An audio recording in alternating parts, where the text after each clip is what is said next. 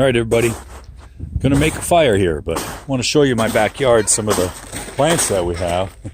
My daughter's sledding a little bit. I'm gonna make a fire, collect some of these,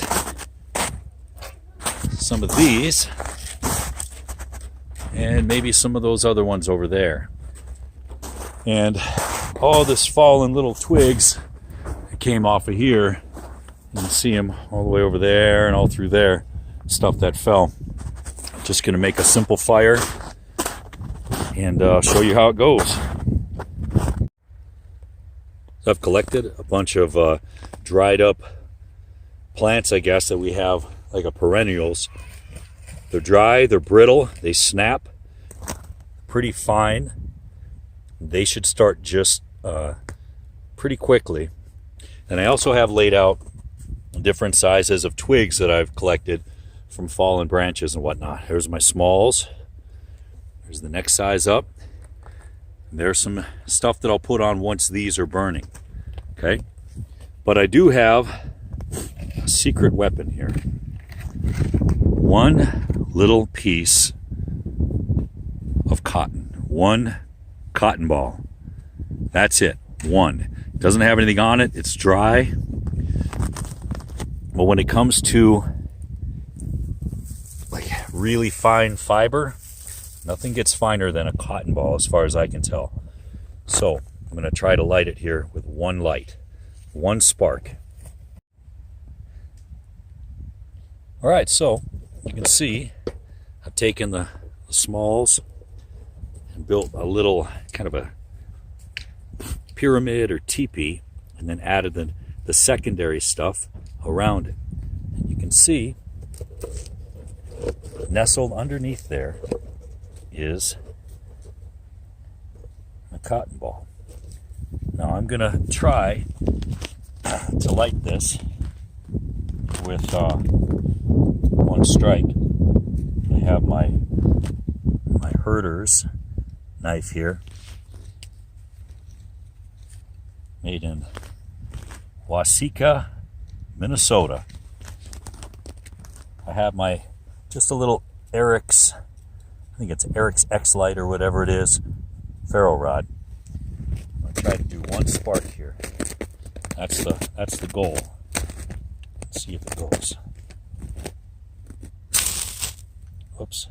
Yep. Come on, baby. Come on. Ah.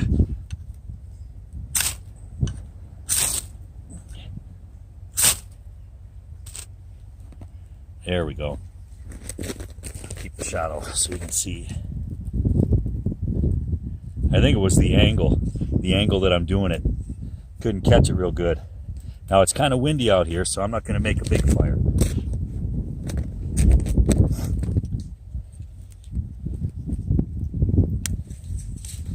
You can see it starts out pretty good.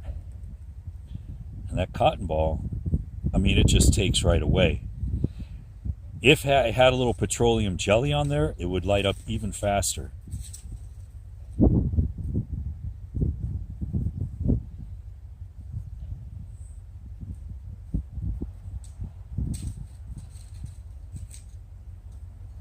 Let's see if it goes. Come on.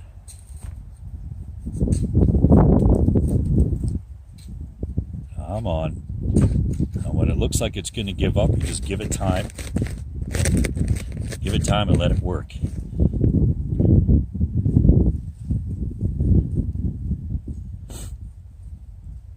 It's smoldering down there.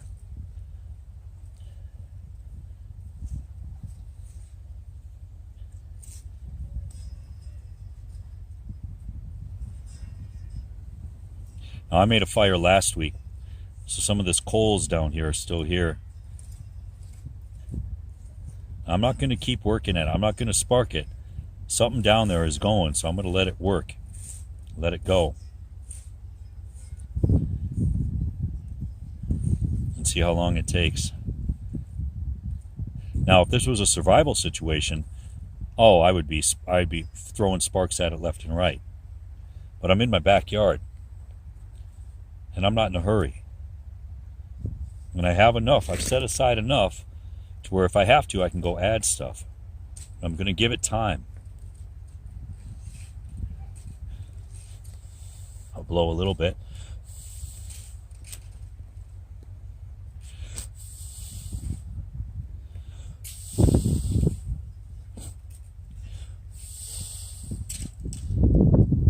Yeah, let that wind hit it.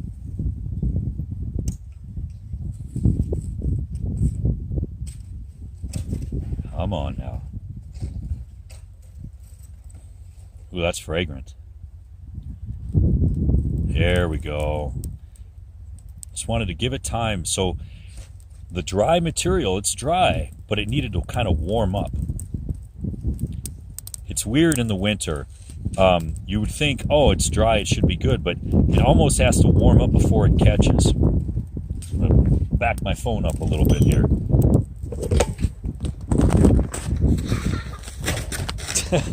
That was a good one. Now, I've learned from doing the survival with Larry Roberts, if you have a lot of resources, use them. Now, this was just a little bit of a demonstration that you don't need to go crazy when it comes to throwing sparks at it if you have the right starter, the right material to start the actual fire. And in this case, it was just one piece, just one little piece of cotton ball.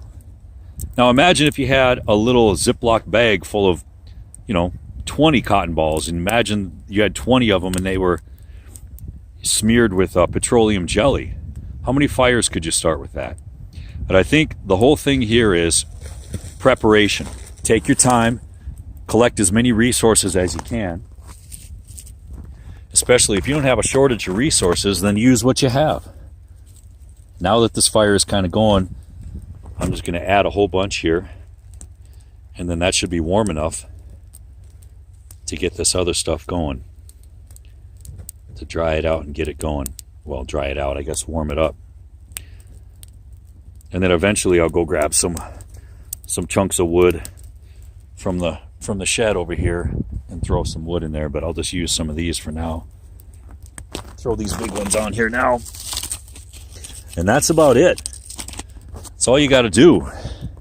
And there's no excuse to, when you're out in the wilderness or whatever, to not have something as small as a cotton ball with you. And basically, the knife and the ferro rod is about as primitive as it can get, except for rubbing two sticks together or making a bow drill or hand drill. The next step up from this would be a match, and the next step up from that would be just a lighter, like a Bic lighter or Zippo lighter or whatever. But this is it, guys. Get out there.